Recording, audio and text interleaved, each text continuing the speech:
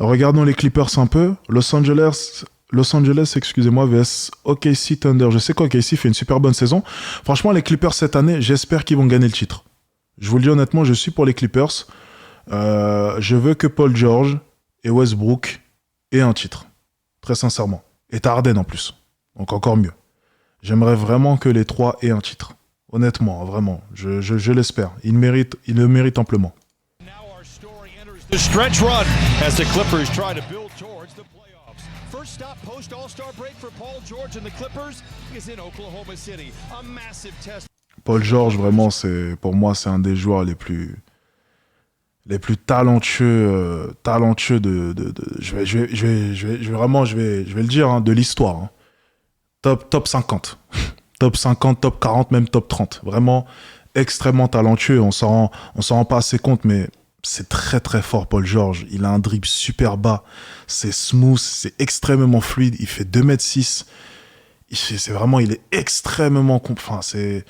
Paul George, vraiment, c'est extrêmement sous-estimé selon moi à l'heure actuelle. Il était estimé à sa juste valeur à Indiana. Je pense qu'actuellement, c'est extrêmement sous-estimé, c'est extrêmement critiqué, mais c'est extrêmement fort. Il a fait certes de mauvais playoffs, il a de cela 2 ou 3 ans, si je ne me trompe pas. C'était il y a 2 ou 3 ans, de mauvais playoffs, ok, je veux bien, un mauvais passage. Il a fait perdre une série, peut-être, effectivement, ça, je veux bien. Mais ça n'enlève en rien sa carrière qui est exceptionnelle selon moi. Et le talent de ce joueur qui est juste... c'est quelque chose, quoi. Et d'ailleurs, il y a un rookie. J'ai vu le match d'un rookie qui me fait énormément penser à Paul George. Et ça m'a surpris. C'était assez...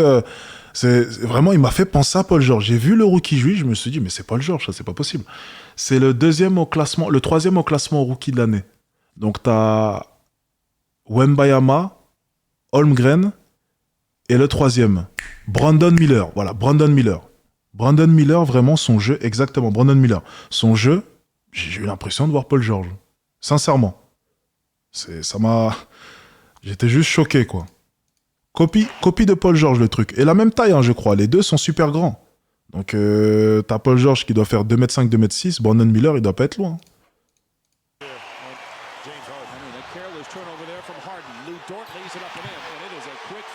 Dort.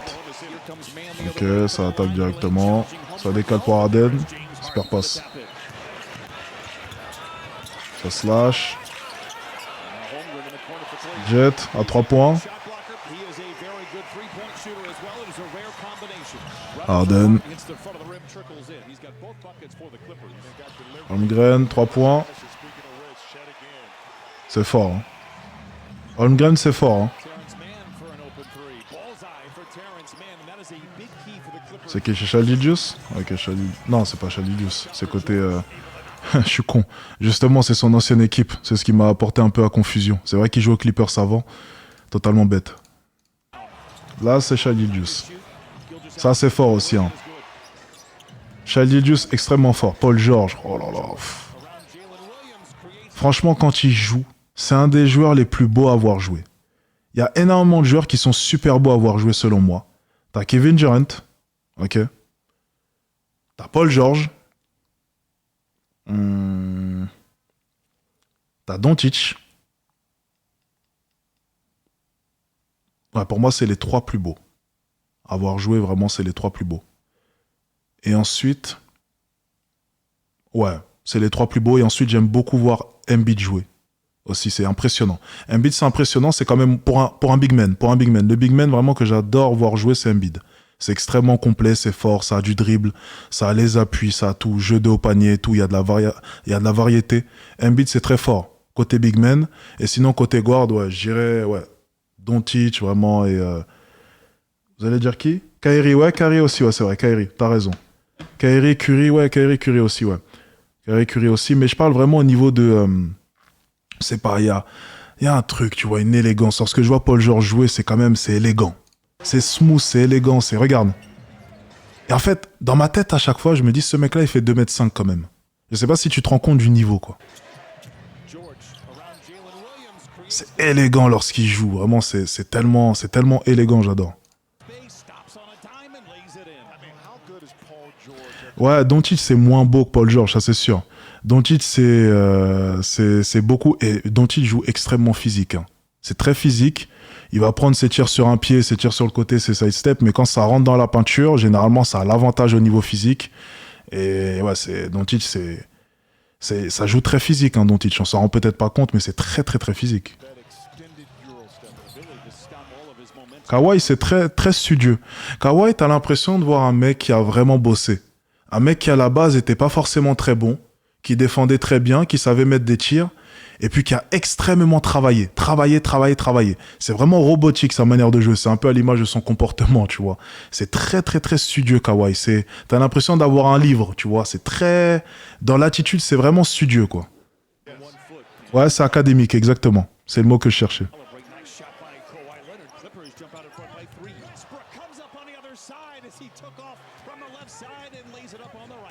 C'est très haché, tu vois.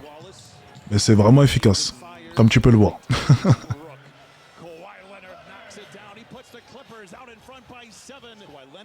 C'est fort. 3 points, ça décolle. Avec Shai Gilgeous. Mais attention, ça prend, ça rentre. Kawhi. Ah, il est physique. Hein. Il est vraiment physique. Shai Gilgeous, vraiment, c'est extrêmement fort. Extrêmement fort. Ah, ok. Ok, si, ils ont vraiment une bonne équipe. Hein. Westbrook comme d'hab. Hein. Westbrook, vraiment, il doit vraiment carburer parce qu'il souffre vraiment de son manque de shoot, ce qui lui donne beaucoup moins d'options, quoi.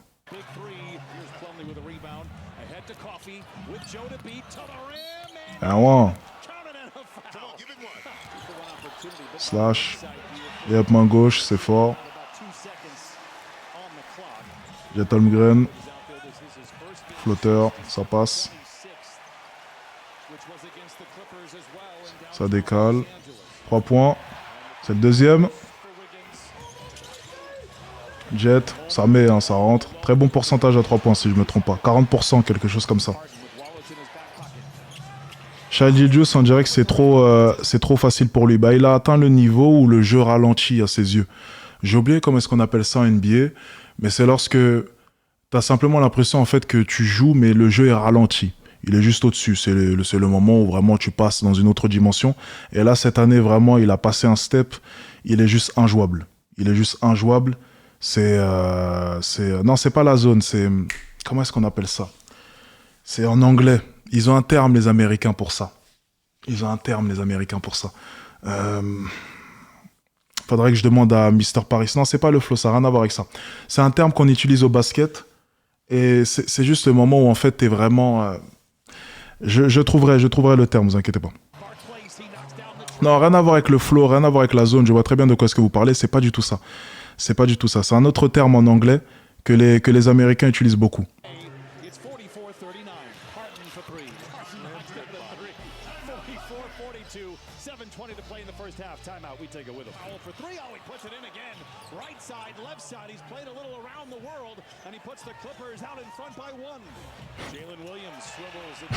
Il a dit c'est pas Kuroko.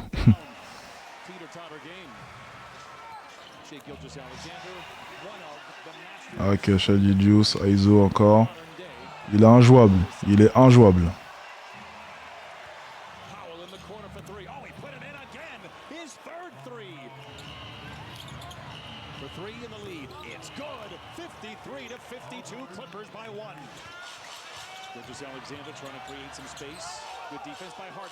Ok, fadeaway. C'est propre, ça passe. Shai Gilgeous. Ça décale, dort.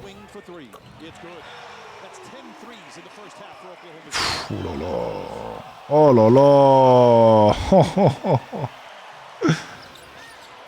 Kawhi, pull up.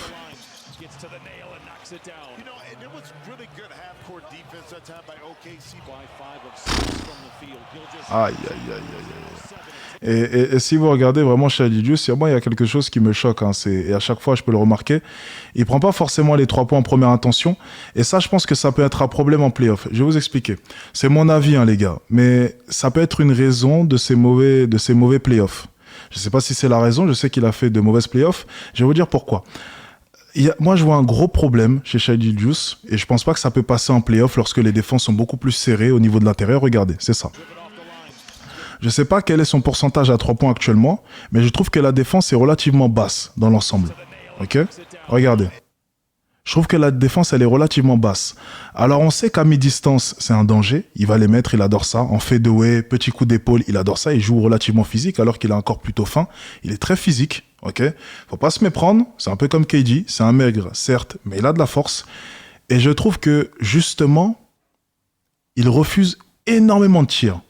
Énormément de tirs. Alors, en saison régulière, j'ai l'impression que ça passe, mais ça peut poser un problème en play-off, excusez-moi. Alors, tu me diras, il tourne à plus de 30 points de moyenne, donc on voit pas où est l'urgence, mais je pense qu'en play-off, ça va quand même beaucoup mieux s'adapter, selon moi. Et ça peut poser problème. Donc, non, il n'y a pas que Harden. Souvent, dans les résumés que je peux voir, il refuse énormément de tirs comme ça. Énormément de tirs. Alors tu vois, pour l'instant, on peut pas encore parler parce qu'il tourne à plus de 30 points de moyenne, il s'amuse et Oklahoma City roule sur tout le monde. Mais en playoff, c'est quand même vraiment différent. C'est vraiment, vraiment, vraiment différent. Donc je sais pas. Faudrait que vraiment qu'on regarde ses pourcentages à 3 points. Et puis surtout les tirs qu'il aime, quoi. Ah, il est fort. Mine de rien, il reste super fort, quoi.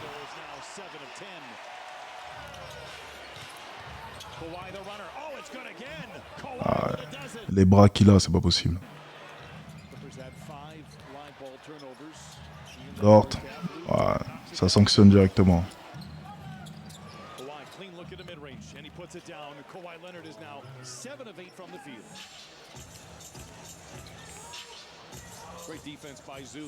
Bonne passe. Ça kick encore à 3 points. Il est enflammé, c'est pas possible. Kawhi.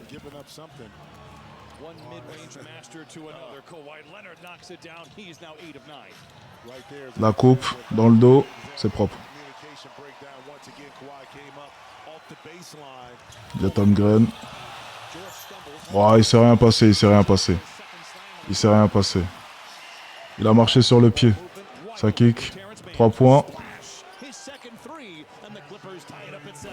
Zoo stymied at the peak of his lead by Holmgren. It goes out of bounds. Last touch by Zoo. Gilgeous-Alexander. 38% à 3 points Shai. C'est pas mauvais. C'est pas mauvais, mais il faut faire attention. Quels sont les shoots qu'il aime, tu vois? C'est surtout ça. Quels sont les shoots qu'il aime? Moi, c'est ce que j'aimerais savoir. Parce que j'ai l'impression vraiment qu'il sélectionne quand même énormément ses tirs à 3 points. Il est moins dans le tir à 3 points, plus dans le slash. C'est pas forcément problématique. Mais il faudrait vraiment savoir les tirs préférentiels, tu vois. C'est surtout ça.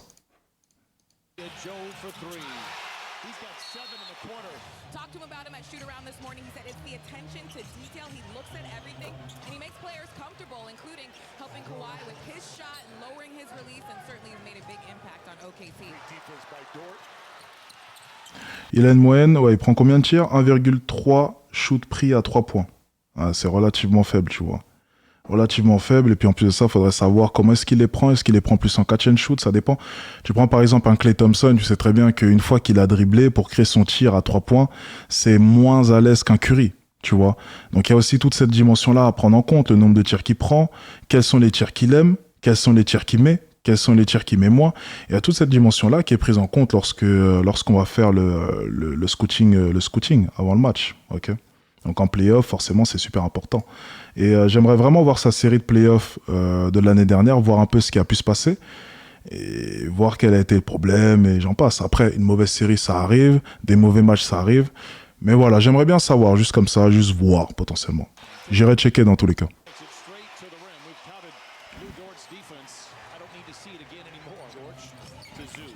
Zubac. Ok, step back, ça prend 3 points. Tu vois, les défenses, elles sont relativement basses. Ça me surprend, en fait, que ce soit aussi bas. Et je me demande pourquoi. C'est peut-être parce qu'il prend pas beaucoup de shoots à 3 points, mais c'est vraiment bas. Ça me surprend. Tu prends n'importe quel joueur de son calibre, les défenses sont super hautes. Ok? Donc, ça doit être lié peut-être au nombre de tirs qu'il prend par match. On l'attend surtout sur le drive et sur le tir à mi-distance, ce qui s'explique. Donc, bon. Tu vois, c'est vraiment... Moi, ça me choque. C'est vraiment super bas. C'est super bas pour un joueur de son calibre. Ça me surprend. Gilgeous-Alexander for three. It is good. 5 to shoot for Russ. Spots an entry. Gives it right back to Zoo. Hit from behind by Williams. It's a block. Here comes Oklahoma City. Joe, his third dunk of the quarter. Gilgeous-Alexander. Ouf. Aïe, aïe, aïe. Petit cross dans le dos, là. Zubac. Allez, mon garçon, allez, mon garçon. Kawhi, Fedoway. Facile, il maîtrise. Hein. Ok. 1-1. Avec la faute. Allez, ça court, ça court. On lâche les chevaux. Et qu'est-ce qui devient Josh Gidey? C'est comme ça qu'il s'appelle, non? Josh Gidey, l'Australien. Il devient quoi d'ailleurs? J'en entends plus parler. Ah bah tiens, il suffisait de parler de lui. Alors, pas 3 points. Giddy, pardon. Slash. Pull-up.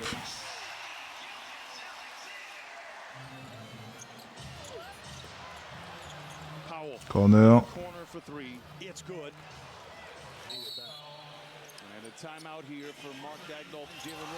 Tough. Il est bon, lui, hein. Ah, ok. Paul George, ça attaque. Facile.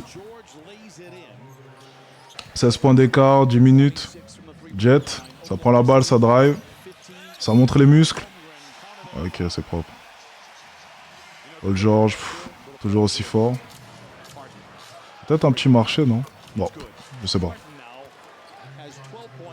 Guidé.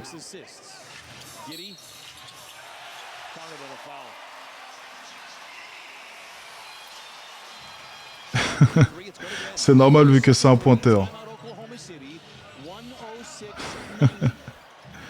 Ok, 3 points. Ça passe en dessous, ça sanctionne directement. Là.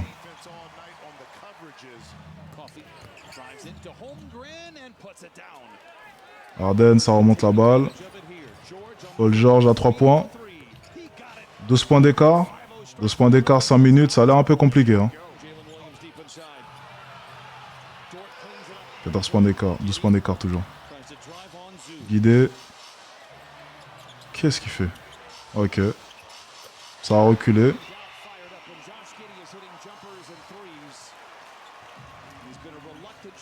Ça prend en première attention.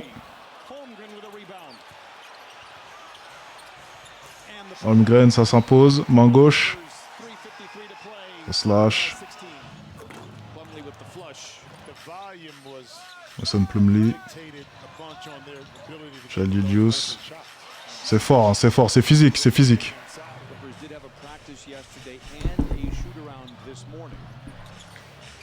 Ah, ok, ça sanctionne directement. Il est bon, lui, hein. Il est vraiment bon, le 8, là. Je sais pas qui c'est, mais il est bon. Hein.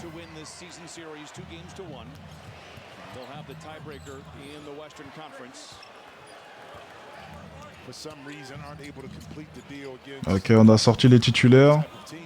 Garbage time, hein, j'imagine. On va regarder les stats, là. Alors, laissez-moi lire la feuille de stats. Alors, on a Paul George. Paul George, 14 points. Kawhi Leonard, 20 points. James Harden, 17 points. Westbrook, 2 points. Non, pas super, hein, c'était pas un grand match. Côté OKC, 17 points de Holmgren.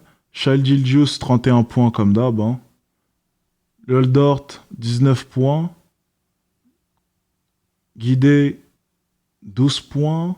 Et j'aimerais bien voir le numéro 8, si je le trouve. Non, je le trouve pas. Ok, bon, tant pis. Ok. Ouais, c'est pas mal. C'est pas mal, c'est pas mal. Ok. Ok, on est bon. Bon, c'est pas mal, c'est pas mal. Bon match.